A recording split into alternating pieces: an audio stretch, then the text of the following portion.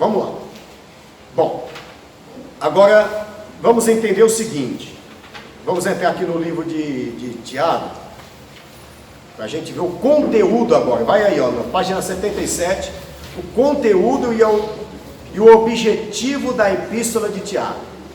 A gente já começa já no versículo 2. Quem pode ler o versículo 2 aí para nós? Capítulo 1, versículo 2.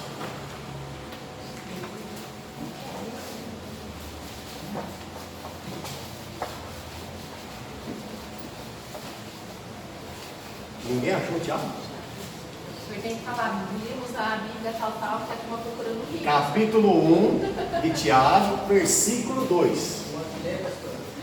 Pode ler, por favor. Meus irmãos, tende grande gozo quando caímos em várias tentações. Tem aquele pano aí, meu Marcos? Ô Marcos, tem aquele pano? Marcos? Sim, senhor. Por favor, pede para ele. Ó, tem de grande gozo. Quando caímos em várias tentações. Não, parecia que ele era masoquista, não parecia? Hã? Dizer assim para você, irmãos, fique felizes quando você cair em tentação. Fique alegre. Quem fica alegre passando tribulação ruim? Você fica? Tem brigando e gozo, ó, grande ainda, eu falo, grande alegria quando passares por tribulação. E ele podia dizer isso com particularidade, né?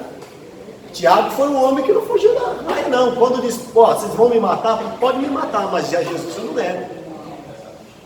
Então por quê? Porque a tribulação faz você ser mais crente, irmão.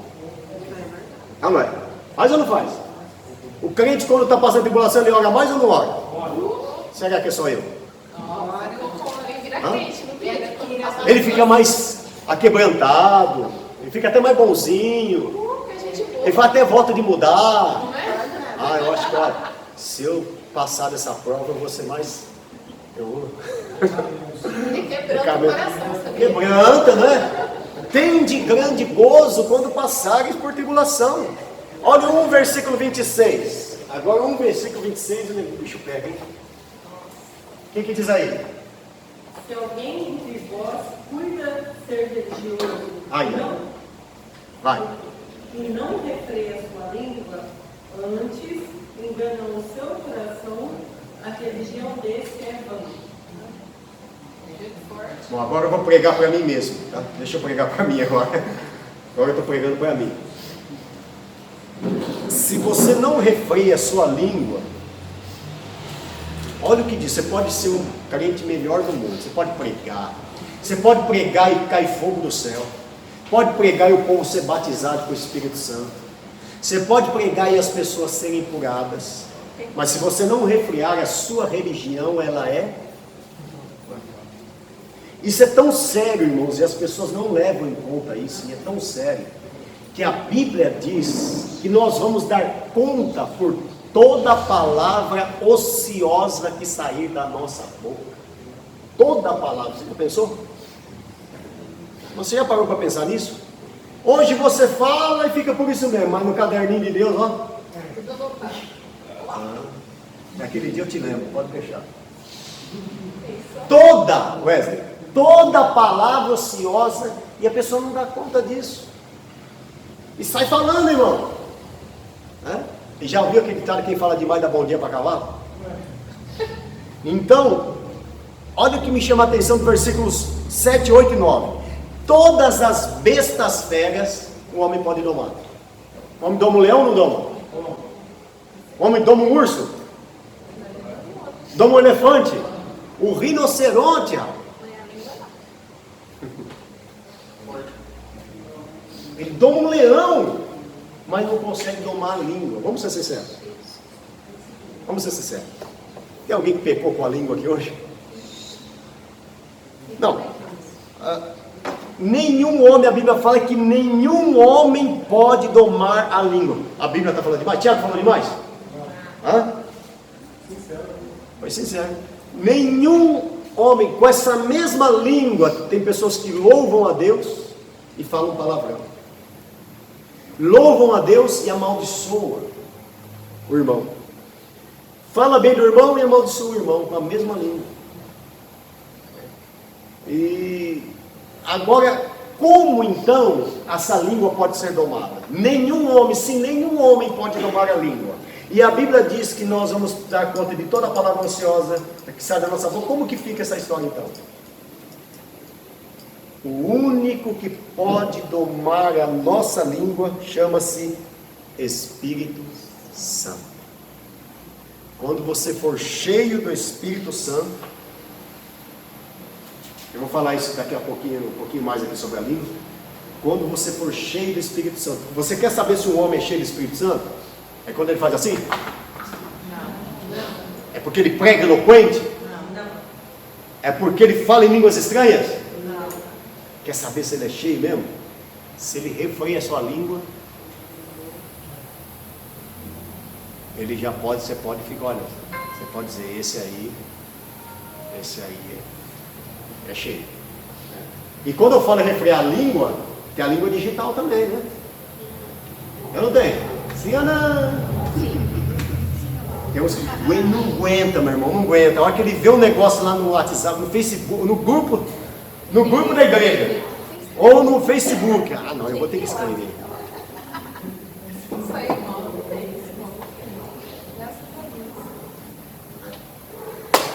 Irmã, pulveriza. Eu tenho um irmão, um camarada aí, que é a personificação do diabo. Tudo que eu coloco lá, ele vai lá. E não é só eu. Se for só eu falo de acordo a mim. Tudo ele critica. Esse dia até eu estava fazendo uma live, o Jean Willis entrou na minha live. Aí ele entrou e pôs assim, fiz cocô.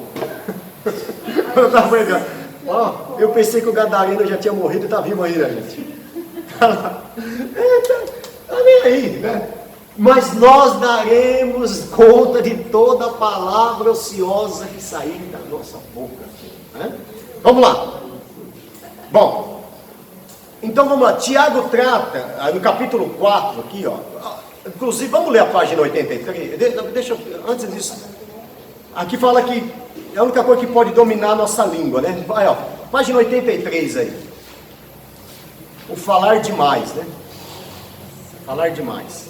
Versículo, aí nessa página 83 tem um versículo aí, diz assim: assim também a língua é como um pequeno membro, e gloria-se de grandes coisas. Vede com grande voz, com pequeno fogo pode incendiar. A língua também é um fogo, como um mundo de iniquidade. A língua está posta entre os nossos membros, e contamina todo o corpo, inflama o curso da natureza, e é inflamada pelo... Olha o finalzinho aí da página 83. Faça passar. Aí tem aí o ensino de Tiago sobre o controle da língua, sabiamente retratada pelo poema de Beth Day, citado pelo teólogo, né, no comentário de Champlin, que utiliza o poema para explicar a necessidade de avaliarmos minuciosamente todas as palavras ao dizê-lo. Quando você for dizer alguma coisa aqui, em outras palavras, isso aqui fizeram até uma ilustração, ó, antes de falar, passe pelos 3 portões de ouro. Qual que é o primeiro portão? Alguns chamam de 3 peneiras, né? 3 peneiras, já viu? Esses 3 portões, primeiro, é verdade? Então, por exemplo, se alguém vier falar alguma coisa para você, você pergunta para ele assim, ó, deixa eu te perguntar antes, você tem certeza que é verdade? Você vai me falar? Ah, eu acho. Não, você acha, então já nem ouve, irmão. Ah, eu acho que é. Eu ouvi falar. Não, se ouviu falar ou é verdade? Então, se não é, já tinha que parar ali, não é? Não é, pessoal? Assim, outra coisa, é necessário, o que você vai me falar, vai me edificar? É necessário? É a segunda coisa que está perguntando aí. É necessário? Vai resolver, se você me falar, vai me edificar alguma coisa? E a terceira? O terceiro portão, qual que é? É amável? Ou seja, você gostaria que alguém falasse para você, de você, o que vai ser dito? Se fosse de você que estivesse falando, você ficaria contente? Né? Isso aí, irmãos, aplica-se também com relação às atitudes nossas. Se você tomar 3 atitudes antes de tomar qualquer decisão, muda toda a sua vida. Sabia? Por exemplo, se você for tomar uma atitude com relação a algo que aconteceu, um evento que te entristeceu, te magoou, te machucou, te feriu, te deixou nervoso, faça 3 perguntas. Primeiro, por quê? Segunda pergunta, E se? E a terceira pergunta eu já te falo já. Vamos lá. Um dia parou uma pessoa, um carro na garagem de casa aqui, ó. Tá vendo a garagem aí? E a minha esposa precisava ter um horário marcado no médico. E foi difícil conseguir aquela consulta. E quando nós saímos de fora, o que é que tinha ali? Um carro parado na garagem. Falei, puxa, mas será que a pessoa não viu que isso aqui era uma garagem? E essa pessoa que não aparece? E hora passando, essa pessoa não aparece. Passando, a minha esposa, vou chamar a polícia. Não, vou chamar o guincho. Não, eu vou, minha esposa, essa aqui era meio pedra. Não, porque eu falei, calma. Aí, antes de fazer isso, o que eu fiz? Eu passei pelas três perguntas. Eu perguntei assim, por que ele parou aqui? Por que será? Será que tem um porquê dele ter parado aqui? Aí a segunda, e se o carro quebrou? E se aconteceu um evento diferente? Aí eu passei pela terceira pergunta, essa é a mais importante. Se Jesus estivesse no meu lugar, o que ele faria? Quando eu fiz a terceira pergunta, eu falei, não chama não, deixa para lá, vou esperar a pessoa chegar. Passado, minha esposa perdeu o médico, passado 1 hora depois aparece o irmão da igreja. Menino no colo, falou, pastor, eu parei na garagem do senhor, falei, irmão, o senhor parou na minha garagem, minha esposa precisando de um médico, pastor, o senhor me perdoa, sabe o que é? Meu filho está queimando de febre, e eu vi a polícia ali embaixo, e meu carro está com o documento atrasado, e eu vim aqui para trazer o meu filho aqui, para pegar um remédio na farmácia. E eu pensei assim, puxa, eu vou parar só um pouco, só que aí levaram o meu filho para o hospital, porque ele passou mal. E eu só ia aqui rapidinho e ia voltar. E no desespero, eu nem falei para o senhor. Fui correndo lá na farmácia, mas mandaram para o hospital o meu filho, e eu só saí de lá agora para o hospital. Meu filho passou muito mal. Foi graças a Deus que o senhor não chamou a polícia. O senhor chama, meu carro não tem documento, eu nunca mais tirar esse carro de lá. E eu falei assim, eu sei que o pastor não vai fazer comigo isso, porque ele é crente, ele não vai fazer isso comigo. Eu estava no hospital, o pastor estava tranquilo, eu falei, o pastor não vai fazer isso comigo.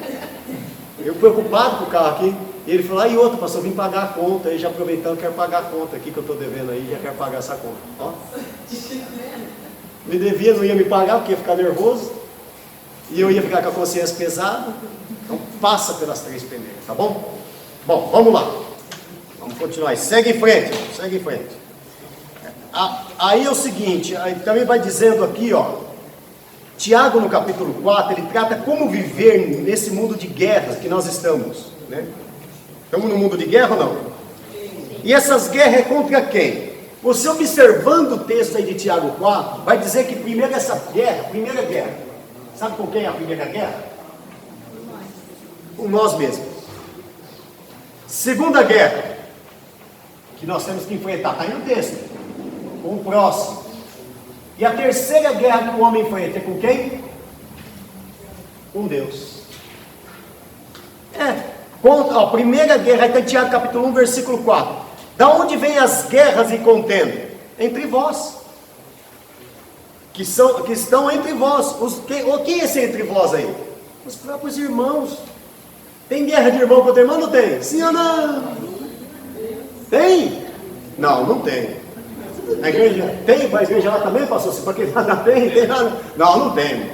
Pastor Fabiano, tem guerra entre os irmãos? Será que isso tem no dia de hoje, irmãos? Aqui fala, qual que é aqui, ó? Falar mal, julgar, né? Quem pode ler capítulo 4, versículo 11 e 12? Lê aí. Quem pode ler? Ó. Não faleis mal uns dos outros. Ó. Quem fala mal de um irmão e julga o seu irmão, fala mal da lei e julga a lei. E se tu julgas a lei, já não és observador da lei, mas juiz. Quando eu falo mal de um irmão, sabe o que está acontecendo? Eu estou me projetando melhor do que ele. Porque se você está falando mal dele, você está se achando melhor, se projetando como melhor que ele. E um dia eu vi uma resposta muito sábia. O irmão falou, o que você fala daquele chapeludo lá? O irmão falou assim, irmão, quer que eu te fale a verdade? Eu não sou melhor que ele. O que eu vou falar dele? Eu sou pior que ele. Eu sou mais miserável que ele. Então, quando a gente julga uma pessoa, a gente está se achando melhor. Por isso que a gente está julgando ela. Certo? E vale a pena dizer, irmãos, eu sempre costumo dizer isso aqui, que o crente é o único exército que combate seu próprio soldado. Concorda? Concorda? Sim ou não? Sim. Você viu um budista falando mal do outro? Você viu um espírita falando mal do outro? Na rede social, você viu algum islâmico falando mal do outro? Vê? Vê católico falando mal do outro? Padre falando mal do outro? Fala que os filhos das trevas são mais prudentes Do que os filhos da luz. Agora você já viu crente falando mal do outro? Pega até versículo isolado e acaba fazendo na rede social. Não é? E não é, o que a gente tem que falar? Bíblia. Quando isso aí, muitas vezes falta a Bíblia, irmão. Porque quem tem Bíblia, ele fala a Bíblia. A boca fala do que o coração. Por que tem crente que ele vai dar uma escola bíblica dominical e ele fica falando o quê? Ele fala, porque no trabalho ontem, porque não tem Bíblia. Aí não tem Bíblia, ele tem que falar da escola, do serviço, que eu estava lavando roupa, que o ferro queimou, que o carro acabou gasolina. Não tem Bíblia. Agora, se você tem Bíblia, você vai falar Bíblia. Concorda comigo? Pode ver, você já viu uma pessoa que ele lê um versículo na igreja e ele não se mantém no versículo? Ou no texto? Porque não tem Bíblia, aí ele vai para um lado, vai para o outro, vai para um lado, vai para o outro, porque acabou, não tem mais para onde tirar água ali. Secou a água, ou tem que tirar água de outro lugar. Aí fala que é pregador Pentecostal. tá aí. Hã? Ou senão ele lê um versículo ali e depois ele começa a contar um monte de historinha. Vai contando historinha da carochinha, tá? Para preencher aquele espaço ali. Porque acabou a Bíblia, acabou o assunto. Falta o quê? Falta você ler um bom livro, falta você pesquisar, falta você se informar, puxar aquele texto, ver uma referência bíblica. Aí, acaba, né? Bom, então a primeira guerra aqui é com nós. Oi? Então, as guerras internas que nós temos, e a outra guerra é a guerra contra o próximo, tá? Fala contra o próximo. E a outra guerra, guerra com Deus. Eu chamo isso aqui de, vamos chamar de autofagia, né? Autofagia. Aqui a Bíblia diz assim, ó, guerras e prazeres que militam na nossa carne. Guerras interpessoais que procedem desse laboratório de guerra chamado coração, chamado mente, né?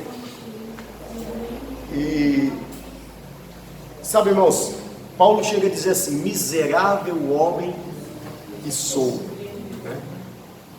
O que nos leva a julgar melhor que o outro, a falar mal do outro, irmãos? Quando eu entro em guerra com meu irmão, sempre que ele não atende a minha expectativa, eu falo mal dele. Pode observar. Sempre que aquele irmão não atende os meus interesses, eu começo a falar mal. A maioria das vezes, tá rodando?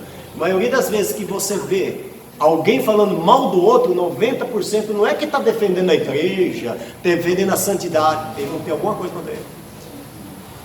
Às vezes, quando eu ia fazer o aconselhamento pastoral, eu falava, pastor, eu tenho aqui porque eu estou muito triste, porque esse irmão está fazendo um negócio que está tristecendo muito a igreja, que vai prejudicar muito a igreja. Eu falei, irmão, e é assim, esse irmão está fazendo. Eu falei, e você, o que você tem contra ele? Não, pastor, não tem nada. Posso chamar ele aqui para... Não, eu não estou conversando com ele, pastor, não estou conversando com ele. Então a maioria dos problemas são pessoais. E aí se esse irmão cair, né? Aí, você tá vendo? Aí você fala tanto daquele irmão. Aqueles profetas, você já viu aqueles profetas que julgam depois que o irmão caiu? Deus já tinha me falado que ele ia cair. Deus já tinha me falado. Profeta sempre para mim é do cão e do diabo. Sabia que isso Isso é do cão e do diabo. Por quê? Profeta que é profeta, ele não fala depois que aconteceu, ele fala antes de acontecer. Vai lá e fala, ó, Deus está me falando para você não cair nisso. Para você não... Aí é profeta de Deus. Agora profeta que profetiza depois que o outro caiu? Ah, pelo amor de Deus, né? Bom, vamos lá. No capítulo 3, Tiago é chamado do livro de Provérbios do Novo Testamento. Por quê? É um livro prático. Por isso que Lutero, ele chegou a dizer que a carta de Tiago era uma carta de palha. Sabe por quê? Um dos motivos. Vamos lá ver um dos motivos. Quem pode abrir Tiago capítulo 2, versículo 21? E quem pode abrir para mim Romanos capítulo 4, versículo 3 e 4? Romanos 4, capítulo 3 e 4. Isso, vem aí. Porventura, Abraão, o nosso pai, Ó, peraí, não foi vamos lá. justificado Tiago, pelas ó, obras. Tiago o quê? Capítulo 2:21. 2:21. Vai lá. Porventura, Abraão, o nosso pai, não foi justificado pelas obras, Ó. quando ofereceu sobre o altar o seu filho Isaque? Abraão foi justificado pelo quê? Pelas. Abraão, ele foi justificado, tem um versículo que você vai encontrar aqui, ele foi justificado pela fé, diz no livro de Romanos. Está aí nesse capítulo 4. Alguém vai encontrando para mim aí? Daqui a pouco. 9, leia para mim.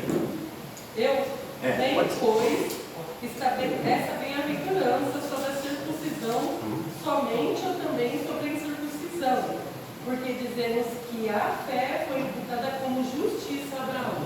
Isso, ó. Ele foi justificado pela fé, diz aí. E é o mesmo Abraão, aqui no livro de Tiago, diz que ele foi justificado pelas obras. Peraí, na verdade, ele foi justificado pelas obras ou pela fé? Pela fé ou pelas obras? Eu vou completar a outra. É as duas asas do avião. A fé e a obra. A obra Só que um está dizendo que é pelas obras, outro está dizendo que é pela fé. É porque quem tem fé pratica a obra. Ele a fé sacrificou o filho, viu? Foi a obra. É as asas do avião. Ó, veja bem, aqui não vai rolar nenhuma pescotapa, não vai rolar, não vai ter nenhum, ninguém riscando o chão aqui, tá? Então vamos resolver isso aí. É o seguinte, Tiago, ele na verdade está ensinando a mesma coisa que Paulo. Só que assim, o que está acontecendo aqui? Está dizendo que a causa da salvação é a fé, certo? Ou seja, quando eu sou salvo pela fé. A causa da salvação, de eu ser salvo, nós somos salvos pela fé em quem? Em Cristo Jesus, é a causa. Agora, a evidência de que eu sou salvo, qual é a evidência que eu sou salvo? Que eu pratico obras. A causa, quando o Tiago está dizendo, ele está dizendo, aqui ó, quando o Paulo está dizendo da causa. E aqui ele está dizendo da evidência. Para você entender, por exemplo, eu não faço obra de caridade para ser salvo. Se nós fizermos obra de caridade, salva alguém? Não. Se eu só praticar a obra de caridade que Deus Espírita faz, eu vou para o céu? Não. Mas o crente não faz a obra de caridade para ser salvo. Ele faz porque é salvo. Entendeu? Então o que acontece? Eu, na verdade, a causa da salvação é a minha fé. Eu tenho fé em Deus, tem vários tipos de fé, nós vamos estudar isso ainda, tá? A fé para salvação, tipo de fé é a fé para salvação. Outra é a fé física. Você teve fé que ia sair da sua casa e chegar aqui, não teve? Você sentou nessa cadeira e acreditou que ela não ia cair. É fé. É fé. Agora, é a fé que você tem uns que tem uma fezinha até, né? Faz uma fezinha aí na moto, né? É fezinha, é um tipo de fé. É fé. Agora existe a fé como salvação. Então a fé que Tiago está falando, que Paulo está falando, é a fé pela salvação. E aí tem um outro tipo de fé que é a fé como um dom. Como um dom. Né? Isso está ali nos 9 dons espirituais, é outro tipo de fé. Ok? Bom, então o que acontece? Eu tenho fé para ser salvo. Aí eu sou salvo. Aí Tiago está dizendo, é o seguinte, só que se você quer dizer que é salvo, mas não tem obra, sua fé é morta. Então você não tem fé, então você não é salvo. Porque todo salvo ele tem obra. Ele está dizendo que Abraão, quando ele foi sacrificar o filho dele, ele teve fé que Deus ia fazer alguma coisa. Mas ele teve a obra de descer o cutelo. Então ali a fé ela tem que andar junto com a obra. Se você disser que tem fé, mas não tem obra, irmão, a Bíblia diz que a sua fé é vã, é morta, não tem sentido, não faz sentido nenhum. Então você na verdade não é salvo, porque todo salvo ele tem obra. E eu vou falar isso no final aqui, de um outro pecado, já no final da aula eu vou dizer sobre outro pecado. Nós fomos chamados como uma comissão, né? Deus nos comissionou, não é isso? E eu vou falar de um pecado, que é o pecado da omissão. Esse é o pior pecado que tem na Bíblia, e muita gente não sabe. E eu vou explicar por quê, e você vai entender por quê daqui a pouco, tá bom? Amém? Bom, falando dos aspectos da língua, para a gente ir para o intervalo aqui, aqui Paulo vai dizer então que aquele que não tropeça com a sua língua, Tiago, né, vai dizer que aquele que não tropeça com a sua língua, esse varão é perfeito. Olha, que coisa. Quem não tropeça com a língua, que a fala dele, vamos ser sinceros, irmão, a gente tropeça demais com a língua, né? Hã? Tem alguém aqui que daria nota 10 nesse quesito? É você mesmo? Tem? Tem não? Não, tem alguém que daria nota 10? Que pode ficar de pé e dizer assim, eu não tropeço com a minha língua. Isso no carro, não tropeça. Tá? Quem pode ler Mateus 12, versículo 36 aí? Lê aí, Mateus é o primeiro livro do Novo Testamento, 36 e 37. Eu já falei aqui, mas vale a pena a gente ler, porque vai que tem algum desavisado aí. Digo vós, e aí? toda palavra que os homens dela darão conta no dia do juízo. Porque pelas tuas palavras será justificado, e pelas tuas palavras será condenado. Você já viu, quer ver como é que a palavra é tão pouca importância nos nossos dias? Se a pessoa adulterar, pastor Cício, tem que disciplinar ou não? Sim. Se ele roubar, tem que disciplinar ou não? Que a Bíblia diz não roubarás, que a Bíblia diz não adulterar, concorda? Agora, e a pessoa que mente? Por que não é disciplinado? Tem que ser disciplinado. Mentira, não é? Ô pastor, você me perdoa mentir, não é? E fica por aquilo mesmo. E a Bíblia diz o quê? Que os mentirosos, pastor, mentirosos serão lançados no lago de fogo. Você vê como é que a gente tem 2 pesos e 2 medidas? Quando a gente fala assim, ó como é que o ser humano é. Quando você ouve essa palavra assim, Maiga, você ouviu essa palavra assim, ô Zé Cláudio, evangelista Zé Cláudio, ouviu assim, você ouviu alguém dizer assim, irmão fulano caiu. O que você já imagina? Não é? É ou não é?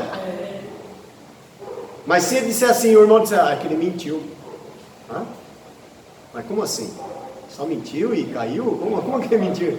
Já faz parte do caráter. Não é?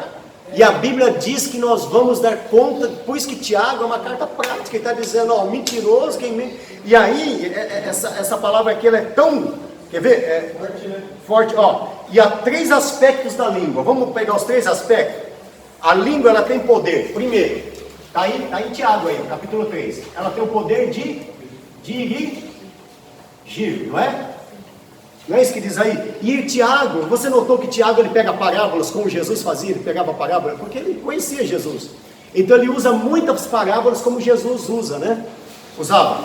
E aí qual que, ele vai dizer assim, o primeiro poder da língua é o poder de dirigir. E ele usa qual a ilustração aí, a figura para falar de dirigir, da língua para dirigir? Do freio na boca dos cavalos e do leme do navio, não é? Você põe um freio na boca do cavalo, se você manda ele para a direita ele vai, você manda ele para a esquerda ele vai.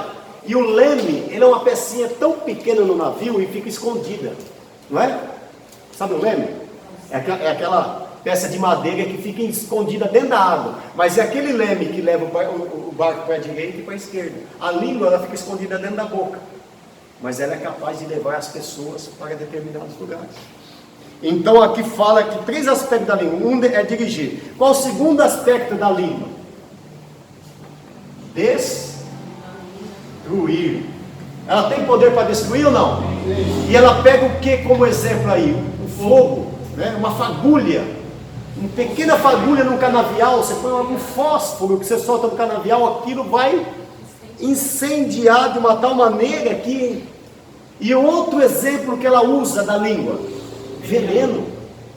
Que a língua é um veneno mortífero. A língua é capaz de incendiar um bosque, e a língua é um veneno mortífero. A língua mata. A língua mata. A língua mata. Tem matado muita gente, irmãos. Tem ou não tem? Tem gente que até hoje nunca mais, o pastor Maria voltou para a igreja por causa de uma palavra mal falada, que magoou, que feriu, que foi um veneno mortífero aquilo. Mas também a Bíblia, ela tem um lado positivo disso aí. Ela tem poder para deleitar. Tem pessoa, irmãos, ela faz a gente deleitar. Tem pessoa que ela está caída. Às vezes uma palavra que você diz para você levanta ela. Não é? Oi? Hoje o Satanás não quer que aquele que está fraco, que não acredita mais na promessa, né, na pregação, né? Não quer que ele se afaste, quer que dentro do ministério, sim. O cara, se ele se afastar, vai o pastor, vai o irmão, vai o ponto. Então ele está dentro ali, vamos falar, um bode, né? Para matar as ovelhas. Então hoje eles não estão se afastando, eles estão ficando dentro do ministério. Hoje a estratégia do diabo é assim, ó, por exemplo, o que o pecado não é pecado. É uma estratégia dele. Segunda estratégia, o inferno não existe. Entendeu? Outra estratégia, o diabo não existe. Entendeu? E Deus não é tão ruim assim também, não, o dia que vocês pensam. Ele não vai julgar também assim. São as estratégias do diabo, né? E ele tem usado muito. Bom, então ela também, aí ela vai dizer que outro aspecto da língua é deleitar. Às vezes uma pessoa está triste, uma palavra que você fala, ela se alegra, irmãos. Tem irmã, outro dia tem uma irmã tão para baixo, eu falei, irmã, parece que a senhora emagreceu. Eu falei assim, com todo respeito, mas a senhora parece que está mais bonita. Ela, aí a ficção toda alegre daqui da loja, ela já saiu toda feliz, já saiu assim, parecia que ela estava pisando em salto alto. Tchau, pastor, Deus abençoe. Eu chego aqui nesse lugar, eu saio tão alegre, todas palavras, né? Mas você quer matar a mulher? Fala, nossa, engordou? Mas está mais gorda? O que aconteceu? Nossa, o que aconteceu com você? Ontem você acabou com ela. Acaba com a irmã, né? Depende, minha amiga gosta que eu não falo que ela está mais gordinha, porque ela é muito magra. É. Aí quando ela está gordinha, ela Tem as raras exceções, porque toda regra tem uma exceção, né? Lógico. Né? Aqui eu sei que as outras irmãs também são assim, aqui não são? Gosta que fala, você está mais gordinha, mas está mais barriguda. Você gosta? As irmãs gostam, gosta, não? Nossa, parece que cresceu a barriga, está grávida. Você fala assim, você tá, gosta quando fala assim, ó, nossa, parece que você está grávida? Tá? E qual o exemplo que ele usa para falar do deleite aqui no caso? Qual é o exemplo? Ele usa a fonte, né? Que é uma fonte, que é a palavra é como uma fonte que mata a sede, e como um fruto. Olha que coisa linda. Um fruto que alimenta, que dá vida, né? Então, irmãos, tomemos cuidado com a nossa língua. A língua é um membro pequenininho, mas perigoso, muito perigoso. Você quer ver o poder da língua? Você chega uma pessoa e fala assim para ela, fala, tinha um negócio para te falar. Você faz aquela cara de preocupação, fala, tinha um negócio para te falar. Não sei se eu te falo não. Olha, deixa outro dia eu te falo, tá? E vai embora. Nossa, já acabou já. Ela não vai dormir à noite. Não vai mesmo. Vai dormir? É o poder da língua. Você vai conseguir fazer uma pessoa ficar a noite inteira praticamente acordada. Se ela tomar remédio para dormir, ela não dorme. É o poder da língua. E a língua, agora, é tão poderosa que a gente tem que saber que não é só o que você fala, é como você fala. Não é? Por exemplo, eu falei aqui uma ilustração, não sei se é ilustração, se foi verdade ou não, que o menino chegou uma carta, lembra da época do telégrafo, que você pagava por palavra? O telégrafo você pagava por palavra, cada letra era o preço, então você tinha que encurtar o máximo possível. Você mandava um telegrama, hoje tem internet, tem telegrama, você nem conhecia o telegrama, irmão. O telegrama você pagava ia no correio, você pagava por letra. Cada letra era cara, sei lá, R$2, R$3 cada letra. Aí então você tinha que escrever o menos possível. E um menino mandou o telegrama pro pai, estava estudando fora e mandou assim. Aí chegou o telegrama escrito: pai, manda dinheiro para mim. Aí o pai olhou e falou: esse menino é folgado, sabe? Manda dinheiro, tá pensando que ele é? Não vou mandar dinheiro para ele não, ele quiser que se vire. Aí a esposa pegou a carta, a mulher falou: mas bem, não é isso que está escrito aí. Pai, o que está escrito então? Não, está escrito assim: ó, pai, manda dinheiro para mim. Ele fala: não, se é assim eu vou mandar. Se é assim eu vou mandar o dinheiro para ele. Então, muitas vezes, como a gente fala, né? Não é só falar, é como se fala. Amém? Intervalo, nós já voltamos.